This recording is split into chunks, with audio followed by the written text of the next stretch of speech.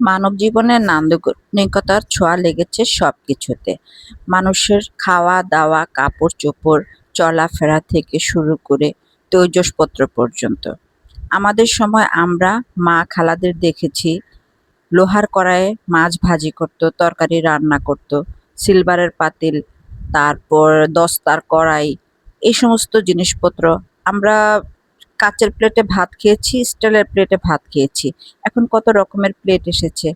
এই যে দোকানটাতে গেলাম, কত সুন্দর সুন্দর জিনিস দেখলাম, আমার চোখ মানে ফিরাতেই পারি না।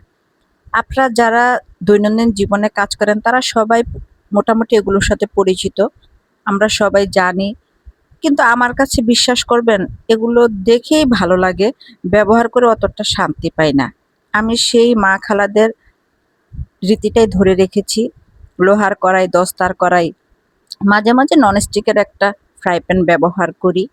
কিন্তু এগুলো দেখলে আমার খুব ভালো লাগে, ব্যবহার করতে অতটা ভালো লাগে না। আপনাদের কার কার ভালো লাগে আমাকে কমেন্টসে জানাবেন। আর আমার চ্যানেলটা সাবস্ক্রাইব করে দিবেন।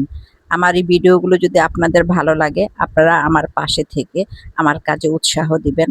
আপনাদের উৎসাহ আমার চলার পাথেয়।